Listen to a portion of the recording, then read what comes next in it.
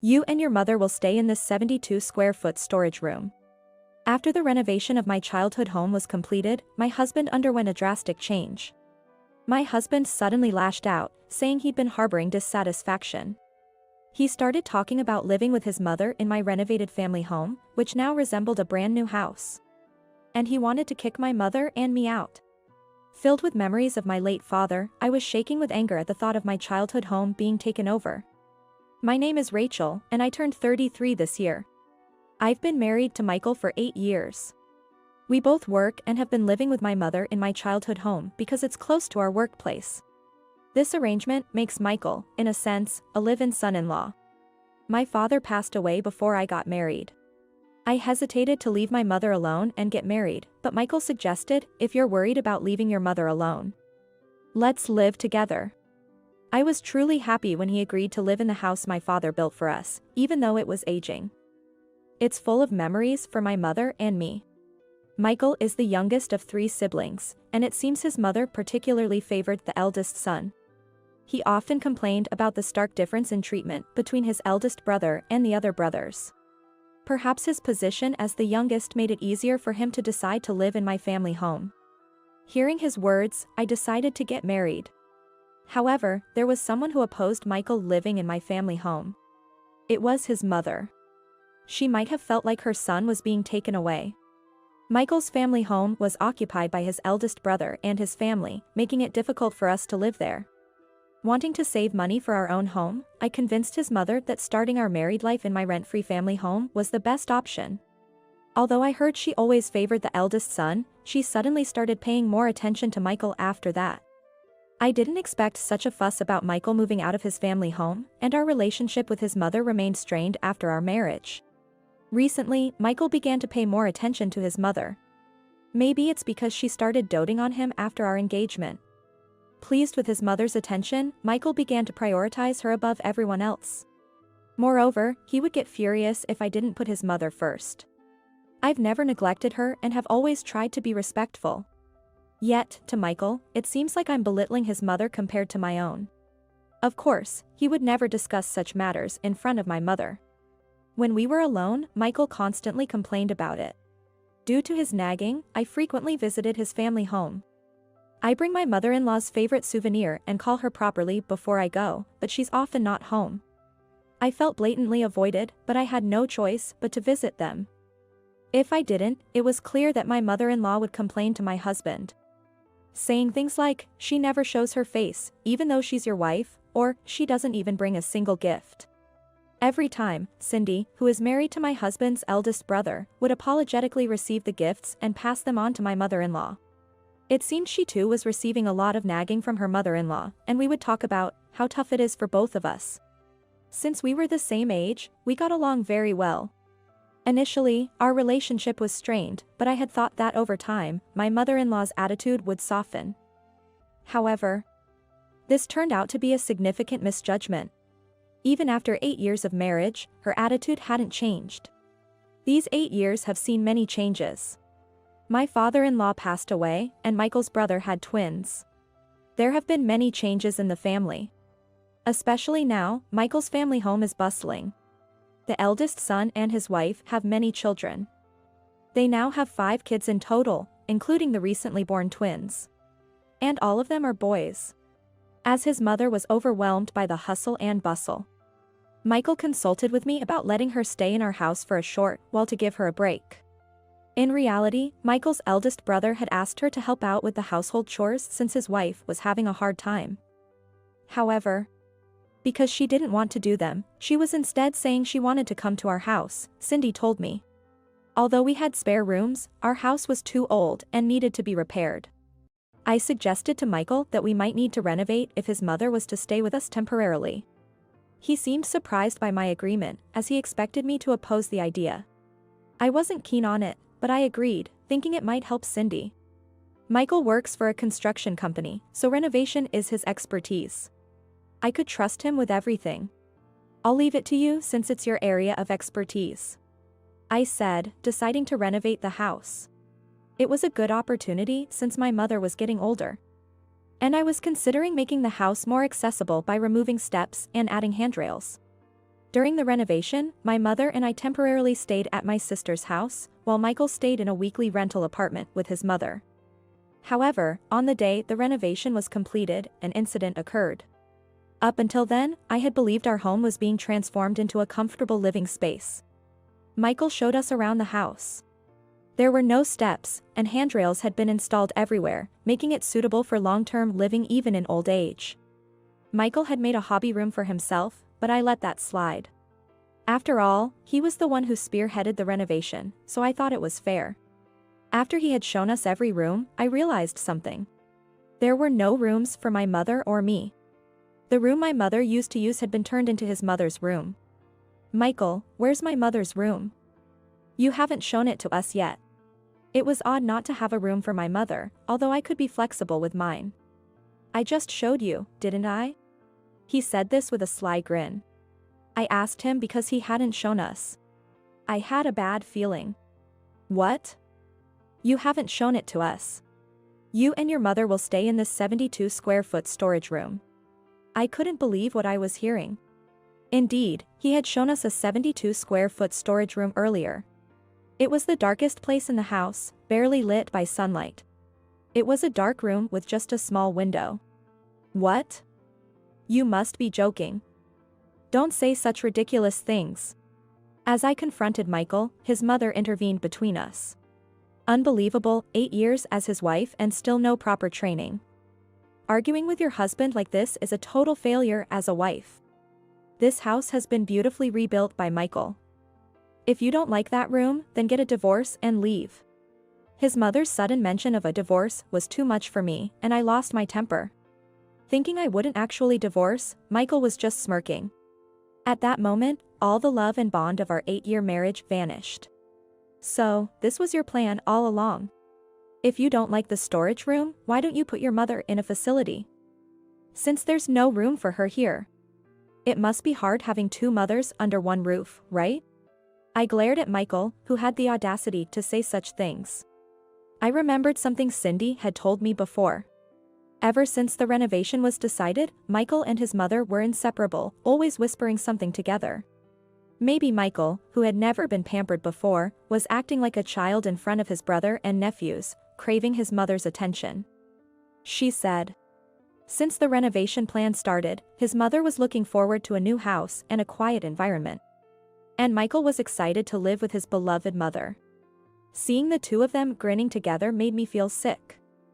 I grabbed my mother, who was standing there in shock, and stormed out of the house with heavy footsteps, intentionally stomping down the hallway, hoping to leave marks. My mother followed me in a fluster.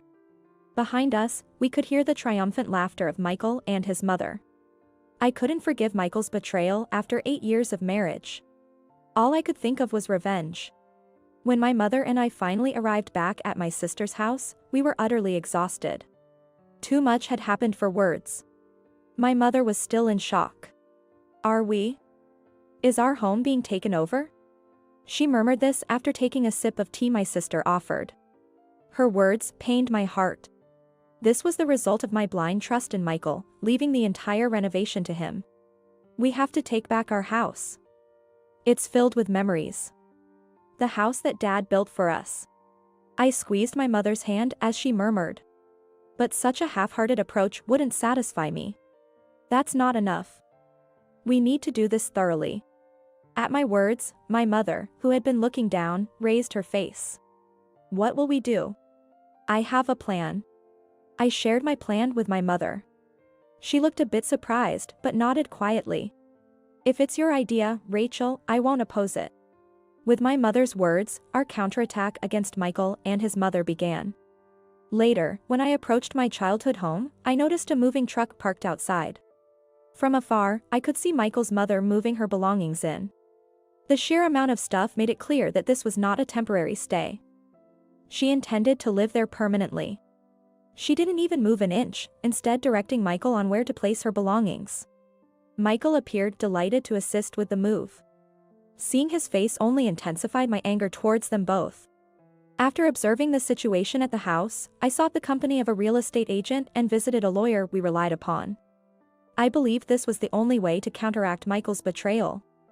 I recounted the entire situation to the lawyer, how Michael and his mother had usurped the house following the renovation, and we determined a plan of action.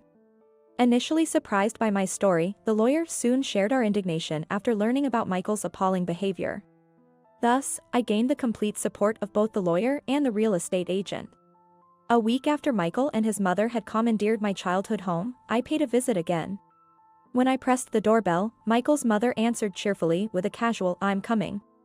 "Who is it?" "Oh, it's you too." Her expression turned to disdain upon seeing me. "I've come to discuss something important today."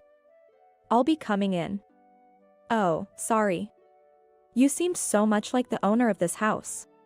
I almost forgot it's actually mine," I said with heavy sarcasm as I boldly entered the house.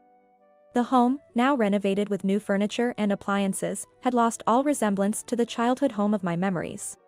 It felt as though my youthful memories had been completely swept away. Michael was lounging in the living room. Upon seeing me, his reaction mirrored his mother's as he grumbled, "What's this, barging into someone's house unannounced?" "Michael, long time no see. I have something important to discuss, so I came here." I sat across from him at the table with the lawyer also present. "What is it?" "Decided to live in the 72-square-foot room? Moving in alone, I suppose? With such a small room, you can't bring much." Irritated by his comments, I reminded myself to stay calm. Today, I was determined to keep my composure. After all, I was on the winning side. "There's no rush. Before we jump to any conclusions, I have a question for you. Why did he renovate my childhood home this way and kick my mother and me out?" I wanted to figure out what was his real intention. I believed we had a good relationship as a married couple. I thought his relationship with my mother was fine too. I couldn't comprehend why his attitude had shifted so dramatically. It was too extreme to be simply influenced by his mother. At my query, Michael let out a large, exasperated sigh. And he smirked in a belittling manner again. I grew tired of it. Tired of living like a son-in-law, always being mindful of you and your mother. I've been enduring it all this time. I just want to live with my mother, nobody else," he exclaimed in a semi-irate tone, leaving me in disbelief. He was just a mama's boy. His remarks were so ludicrous I was at a loss for words. Stunned and speechless, I listened as Michael started unleashing his pent-up frustrations. He complained about not being able to live with his mother, and feeling ashamed as a man to be living in his wife's family home. It felt as if I had been deceived, a total reversal of everything he had ever said. His self-imposed patience and subsequent outburst, including his plot to take over my family home, almost seemed psychopathic. "If you had so many issues, why didn't you just talk about them?" "How could I say that? I'm a man. You should have understood without me having to say anything," he shot back, his argument sounding utterly absurd. His mother, listening to all of this, became tearful. I believed this was all a result of her favoring her eldest son, but she didn't seem to see it that way. She appeared to simply pity her son, who was now showing her affection. Faced with this melodramatic family scenario, I couldn't contain my frustration and let out a deep sigh. Michael's voice grew louder, seemingly irked by my attitude. "What's with that attitude? You should be grateful that I even prepared a 72-square-foot room for you too. I could have eliminated your rooms altogether." His face turned red as he spoke, resembling a child throwing a tantrum. "Right.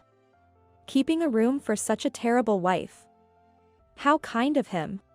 Thanks. Being praised by you makes me happy, Mom." Eager to end this farce quickly, I placed a divorce paper in front of Michael. Of course, I had already filled them in, ready to file. "Please divorce me. I don't want to be married to you after what you've done." Then, I showed him the registration of the house, explaining that it was part of my inheritance from my father and in my name. Upon seeing the documents, Michael seemed to realize something. "I won't divorce. I did the renovation. Even if it's in your name, it should be considered jointly owned. I absolutely won't divorce." Apparently, he thought he would be kicked out of the house if we divorced. Why he thought he could continue to stay here even if he didn't divorce was beyond me. This house is in my name. It's mine. That's why I've sold it. I then presented another document, a contract for the sale of the land and house. Michael and his mother leaned in to check the names and dates on the document. This house is already sold, so please vacate as soon as possible. It looks like we'll have a new buyer soon, so please leave today or tomorrow. I informed them with a smile, watching their faces turn pale. Whether you divorce me or not, you can't live here anymore. I don't want to see your face anymore, so I want a divorce. What? Why? Wasn't it your house? Michael's mother seemed to have misunderstood that the house belonged to her son. Who? He probably didn't expect me to take such drastic measures. He likely thought I would propose some sort of compromise and forgive him. But I'm not that naive, and my love for my husband had already faded. I had no compassion left for him. Please discuss the details with the lawyer. Don't come to me directly. Where should we go if we're kicked out of this house? How can this be? I thought I'd finally found a quiet place to spend my retirement and even a maid. She had always considered my mother and me as mere housekeepers, not family. Thinking it was unhealthy to continue this conversation, I said, "You can go back to your original home and live with your eldest son and his family." "Oh, but you might not be welcomed since you said you were relieved to leave that noisy house." With that, I quickly left my childhood home. It was a house filled with memories. I hesitated to sell it, actually. But after being ridiculed to this extent, I couldn't back down. In reality, the house had already changed beyond recognition. I believe my decision was correct. 3 days later, Michael and his mother hurriedly left the house. I didn't want to keep a house remodeled to their whims, so I had it demolished and sold the land. Seeing the now empty land, I felt a mix of sadness and relief, a complex emotion. Afterward, Michael and his mother temporarily returned to their original home, where they were treated as nuisances by his eldest brother and his family. Michael, who was reluctant to divorce until the end, seemed to understand my feelings had completely cooled when I left all negotiations to the lawyer. According to the lawyer, he eventually signed the divorce papers while in tears. In the end, Michael became disappointed with his mother, who had started to curry favor with his eldest brother again. He thought he had finally become her favorite, but it didn't last. This ordeal led to his mother being estranged from his eldest brother's family as well. Michael and his mother started living together in a small apartment near their workplace. Michael, who had never lived alone properly, seems to be struggling. And his mother complains daily about having to do all the housework herself while nagging him about his low earnings. I receive weekly messages from Michael begging for help with the unbearable life with his mother and asking to get back together. But I ignore all of them. It's unbelievable that he still thinks reconciliation is possible after everything that happened. He's truly foolish. I have no intention of remarrying. Instead, on the modest piece of land left by my father, I built a small new home where I now live with my mother. It's a small, single-story house, just for the two of us, but it's filled with things my mother and I enjoy. I continue working, so financially, I have no worries. My mother, who was initially shocked by the loss of our family home, is gradually regaining her spirits. Cindy, although no longer family, still visits our new home with her children. I'm truly grateful that she continues to treat us the same, even after the divorce. The new life with my mother has just begun. We laugh together, looking forward to enjoying our future.